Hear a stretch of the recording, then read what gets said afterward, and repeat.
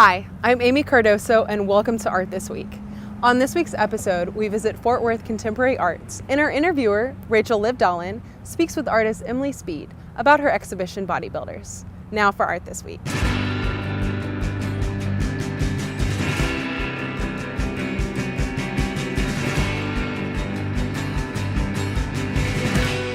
Hi, I'm Rachel Livedalen here with Emily Speed at Fort Worth Contemporary Arts to talk about her exhibition Bodybuilders. Thank you for speaking with us today, Emily. Thanks for asking me. So can you first start us off by telling us what type of works are featured in the exhibition? So it's a real hybrid exhibition. It's all one piece of work. So it's an installation with wall painting, some small painted clay works, wooden structures, a film, and that's it. Oh, there's a printed book which goes with the exhibition too. Your work consistently explores the relationship between people and architecture. Could you discuss that relationship and how it relates to this particular exhibition?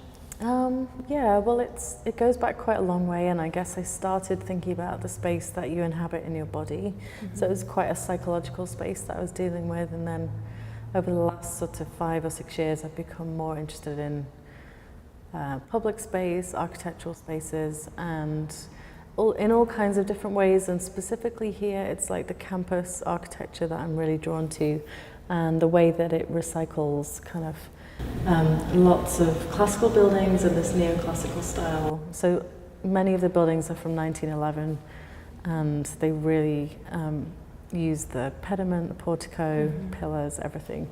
So that's where this exhibition kind of starts, is in the campus. And so I want to go back to the idea of the neoclassical architecture that's present within this exhibition. And you've worked with different aspects of architecture before. And so what other types of architectural structures have you explored in your work? In the past?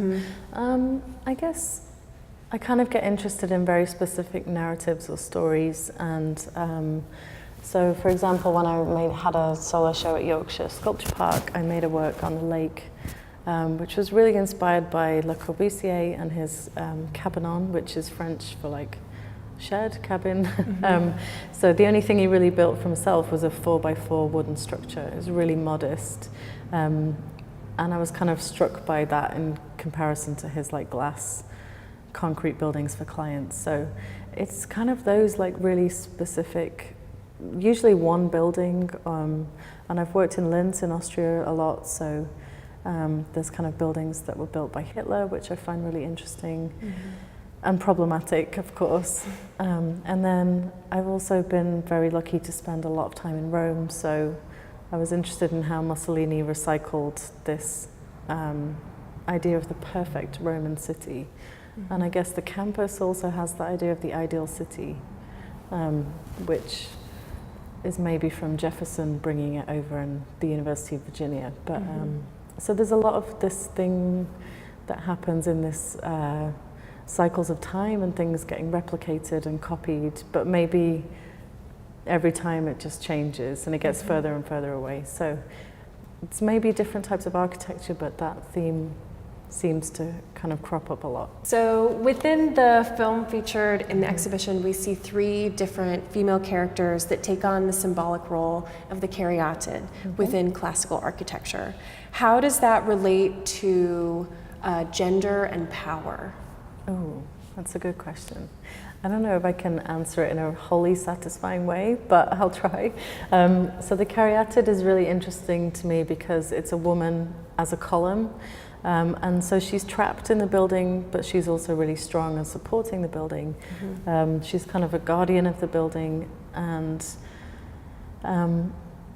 it's kind of like this perfect image of a woman, I guess, and the hair is amazing. But I really like the idea of liberating the caryatid from the column and just allowing those 3 women in this case. I mean, originally in Greece there's 4, and there's, you know, that's probably quite an important number, but we had 3, so sorry Greece. But yeah, so the dancing is really important because that's kind of the ultimate liberation, and just being, you know, having fun with your own body.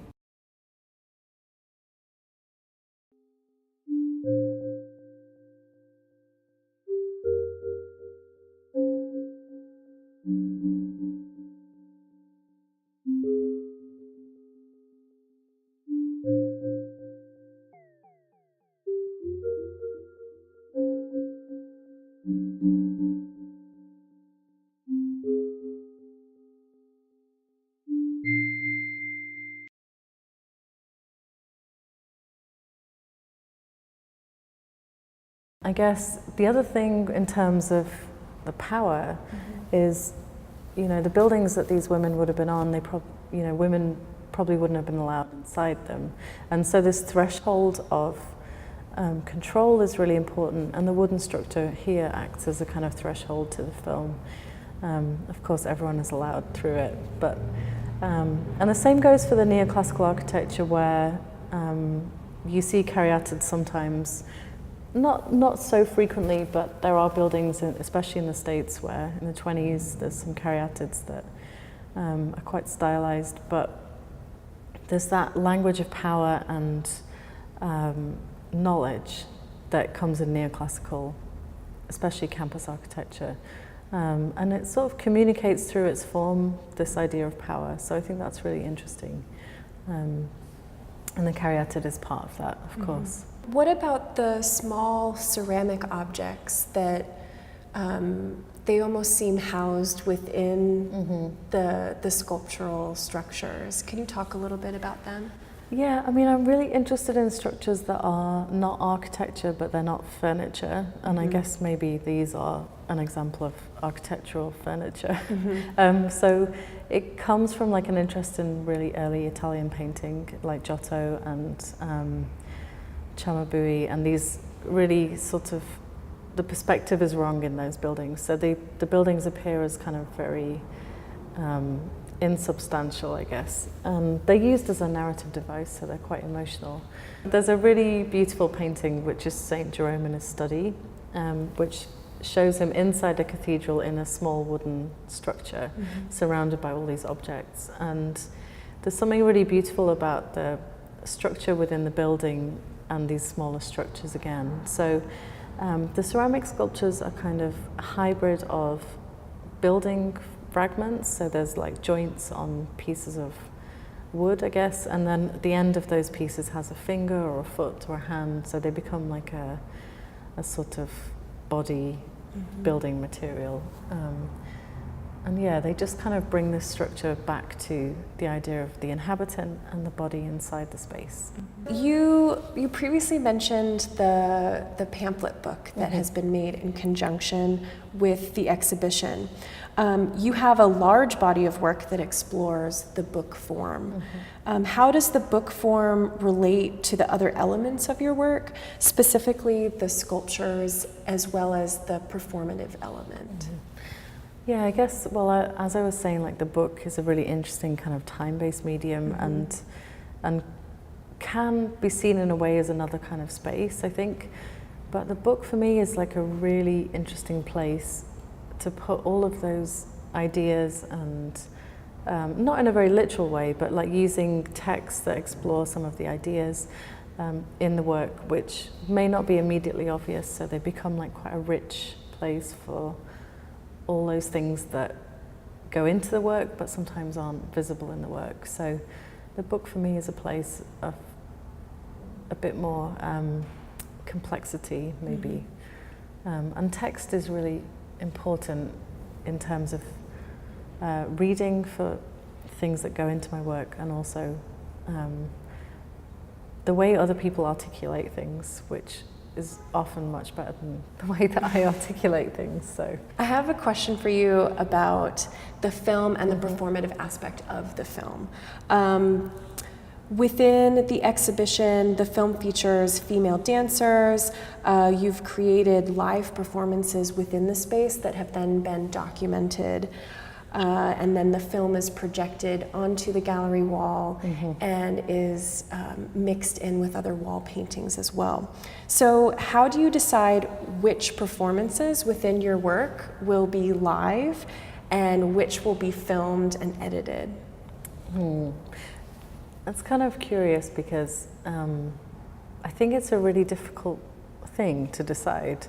And maybe each time I've done a performance, I've learned something about it that I wouldn't replicate. So I think along the way, things that I have performed in have generally been like stills. And then that became a little frustrating, and I wanted to be a bit more in control of the work, so I started directing other performers. And then I guess there is a control thing. It must be about control because the editing of the film allows a way of seeing it.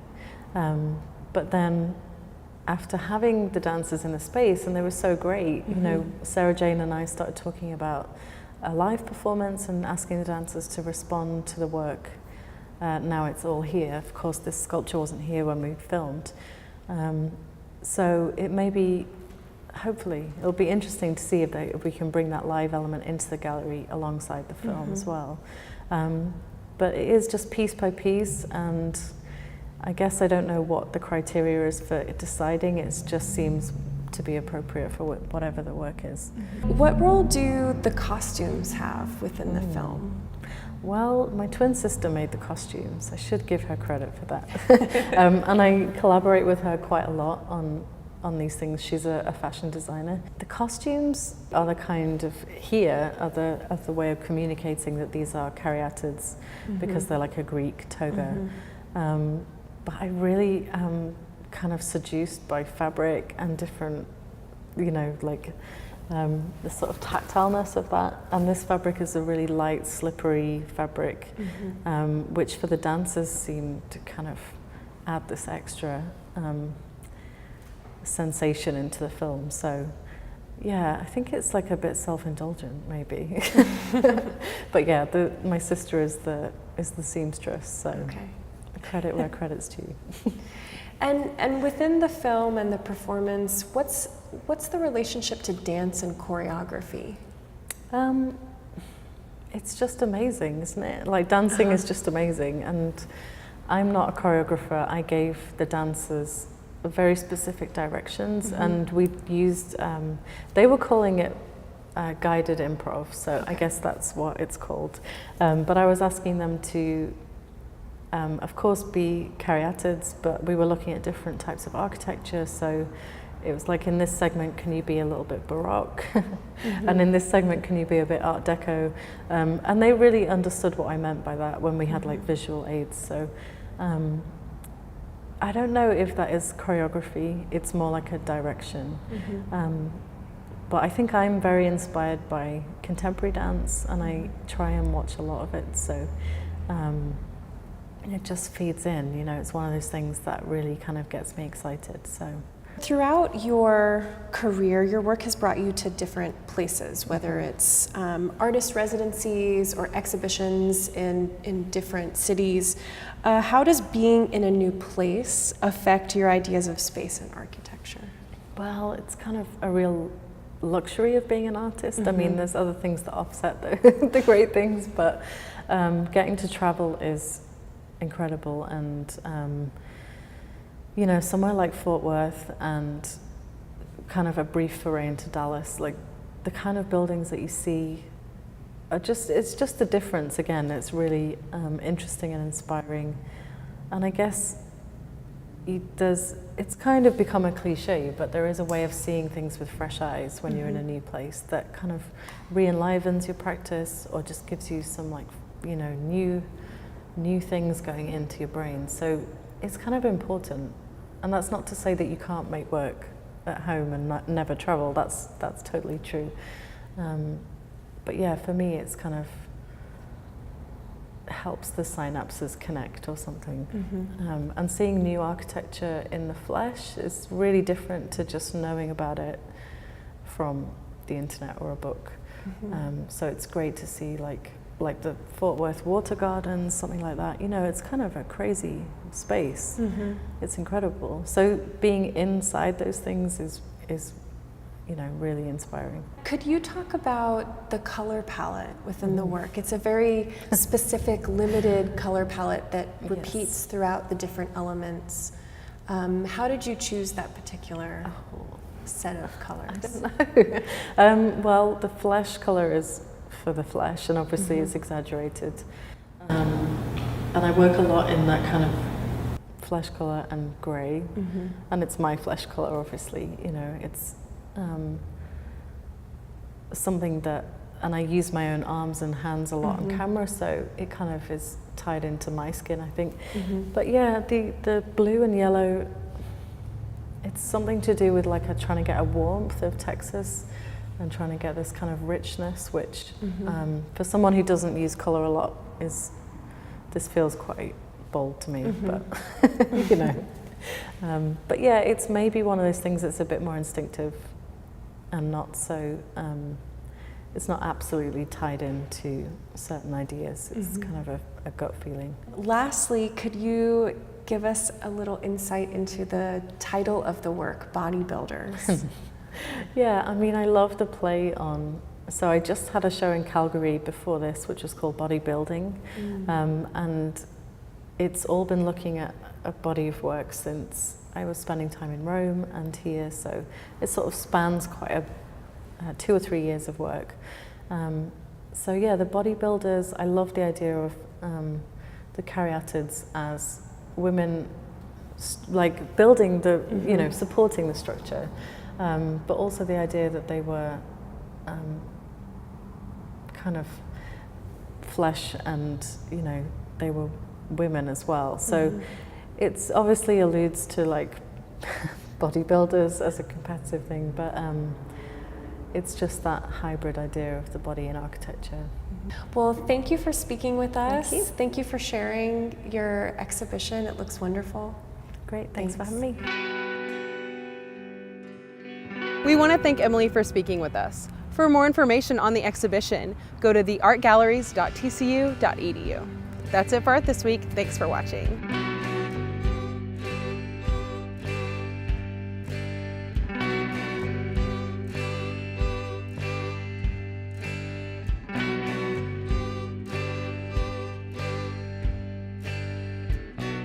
I still got your Polaroid.